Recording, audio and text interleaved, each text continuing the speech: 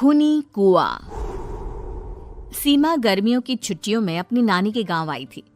सीमा नानी के घर पहुंचने के बाद अपनी नानी के पैर छूती है और उनसे आशीर्वाद लेती है। तभी उसकी नानी उससे कहती है, इतनी बड़ी हो गई मेरी सीमा, चल जल्दी से हाथ मुंह धो ले, मैं तेरे लिए खाना लगा देती हूँ। भूख लगी होगी ना? हाँ नानी, भूख तो लग रही है मुझे, आपके हाथ के बने हुए पीले दाल और चावल खाने की। कितना टाइम हो गया है मुझे आपके हाथ का बना हुआ दाल चावल खाए हुए। तू तो नौकरी में व्यस्त थी, तो तुझे कहाँ से टाइम मिलेगा अपनी नानी के लिए? और जब इतने टाइम बाद आई है तो ज्यादा टाइम के लिए रुक कर जाएगी तू। हाँ हाँ नानी, इस बार पूरे 2 महीने के लिए आई हूँ। सीमा की नानी अंदर जाकर उसके लिए खाना बनाने लगती है। सीमा कमरे में अकेली होती है, तभी उसे किसी औरत के रोने की आवाज सुनाई देती है। वो कभी खिड़की से बाहर झांकती है तो कभी दरवाजे से बाहर झांकती है। उसे समझ में नहीं आ रहा होता है कि आखिर रो कौन रहा है। तभी नानी खाना लेकर आ जाती है। वो अपनी नानी से कहती है, नानी, कोई औरत रो रही है क्या? मैं जब से यहाँ आई हूँ तब से मुझे यहाँ किसी औरत की रोने की आवाज आ रही है।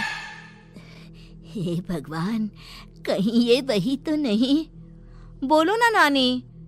अरे कोई नहीं रो रहा, ये तेरे मन का वहम है। और तू ना अब खाना खा ले, ज्यादा यहाँ वहाँ की बातों में ध्यान मत दिया कर। जल्दी से खाना खा और फिर मेरे साथ आ जा मेरे कमरे में, दोनों बैठकर खूब सारी बातें करेंगे। ऐसे ही अगले दिन सीमा अपनी नानी के साथ गांव के बाजार जा रही होती है। उसी रास्ते में फिर से किसी औरत के रोने की आवाज आती है। वो अपनी नानी से कहती है, अरे नानी, क्या सच में तुम्हें अभी भी किसी औरत की रोने की आवाज नहीं सुनाई दे रही? मुझे किसी औरत की बहुत बुरी तरीके से रोने और चीखने की आवाजें आ रही हैं। मैं बहुत परेशान हूँ नानी, आखिर ये कौन है? मुझे लगता है कि सीमा को शहर भेज देना चाहिए, यहाँ रहना उसके लिए ठीक नहीं। नानी बोलो ना, आप चुप क्यों हो जाती हो? सीमा, तू घर चल, मुझे तुझसे बहुत जरूरी बात करनी है। नानी सीमा को घर ले आती है और सीमा से कहती है, सीमा, कल सुबह तू शहर वापस चली जाएगी। अरे अचानक? आखिर क्या बात है नानी, आप मुझे ऐसे जाने को क्यों कह रही हो? मैं बस जो कह रही हूँ उस पर ध्यान दे। तू कल सुबह यहाँ से चली जाएगी, और ये बात मैं कोई मजाक में नहीं बोल रही। तू कल जाएगी तो मतलब जाएगी। अरे नानी, चली जाऊंगी मैं, ठीक है, पर आखिर बात क्या है ये तो बता दो। मम्मी से कोई बात हुई है या फिर मुझसे कोई गलती हुई है जो तुम मुझे अचानक से जाने के लिए बोल रही हो? देख सीमा, रात बहुत हो चुकी है और मुझे इस बारे में कोई बात नहीं करनी। चल, अब चल के मेरे साथ सो जा। सुबह की बस पकड़कर तुझे शहर भी तो जाना है। सीमा को अपनी नानी का ऐसा व्यवहार देखकर बहुत ही अजीब लगता है। उसे कुछ समझ में नहीं आ रहा होता है कि आखिर उसकी नानी उसे अचानक से गांव छोड़कर जाने के लिए क्यों कह रही है। ये सारी बातें सोचते सोचते सीमा की आंख लग जाती है और वो अपनी नानी के साथ सो जाती है। ऐसे ही आधी रात को सीमा को फिर से किसी औरत की रोने की आवाज सुनाई देती है। वो उस औरत की आवाज सुनकर बार बार करवटें बदल रही होती है और तभी उसे सपने में भी एक अजीब सी औरत की परछाई दिखाई देती है, जो इतना चीख चीख कर रो रही होती है कि सीमा डरकर उठ जाती है। वो पूरे पसीने पसीने हो रही होती है। वो अपने आसपास देखती है तो घर में बिल्कुल शांति का माहौल होता है। सीमा घबरा जाती है। वो अपनी नानी को जगाने की कोशिश करती है, मगर उसकी नानी नहीं जगती। सीमा को फिर से उस औरत की रोने की आवाज सुनाई देती है। आखिरकार सीमा अपने आप को रोक नहीं पाती और वो घर का दरवाजा खोलकर बाहर निकलती है।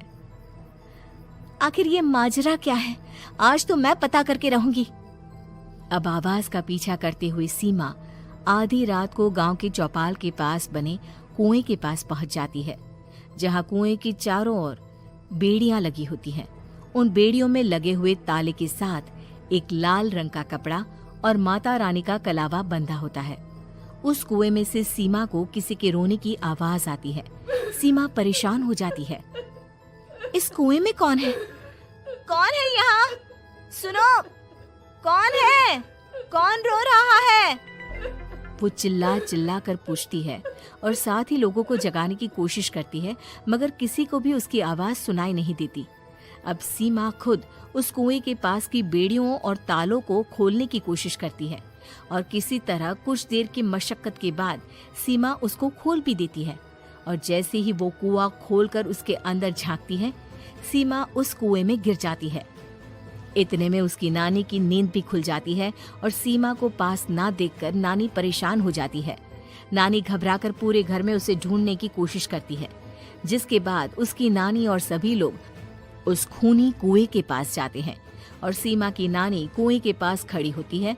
सभी गांव वालों और सीमा की नानी को सीमा के चिल्लाने की आवाज आती है। बचाओ, कोई मुझे बचाओ। मेरी बच्ची, हम आ गए, हम तुझे बचा लेंगे। नानी, मुझे यहाँ बहुत डर लग रहा है। यहाँ इंसान की कटी हुई मुंडिया, हाथ, पैर और कंकाल है और खून भी है। नानी, मुझे डर लग रहा है। आप सब मेरी मदद कीजिए, नहीं तो ये खूनी कुआं मेरी बच्ची को भी खा जाएगा। अरे मुझे तो ये समझ में नहीं आ रहा कि आखिर इस खूनी कुएं को खोला किसने। सालों पहले इसको इतनी मुश्किलों के बाद तांत्रिक बाबा ने बंद किया था।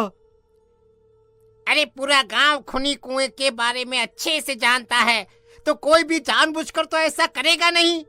मतलब किसी ने अनजाने में इसे खोल दिया है भैया।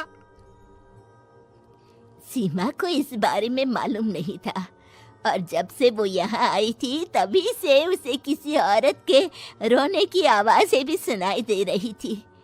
कहीं सीमा ने ही तो उसे नहीं खोला।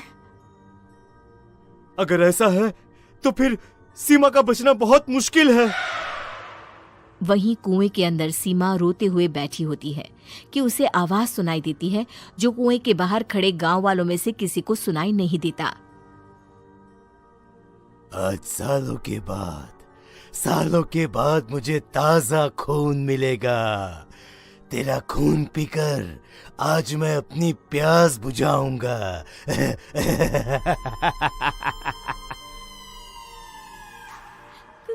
कौन है?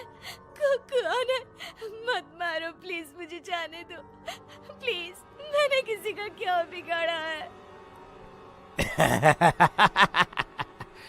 वो तुझे मरने के बाद पता चल ही जाएगा। जितने में गांव वाले और सीमा की नानी कुछ सोच पाते, उतने में उन्हें सीमा के चिल्लाने की आवाज आती है और अगले ही पल सब शांत हो जाता है। क्या हुआ? सीमा, मेरी बेटी। माफ करना बहन, लेकिन अब सीमा वापस नहीं आएगी। हमें एक बार फिर से कुएं को बंद करना होगा। गांव वाले तभी तांत्रिक को बुलाकर लाते हैं। एक बार फिर अपनी शक्ति से तांत्रिक बाबा उस कुएं को हमेशा हमेशा के लिए बंद कर देते हैं और वहां एक बोर्ड लगा दिया जाता है कि यहाँ आना मना है।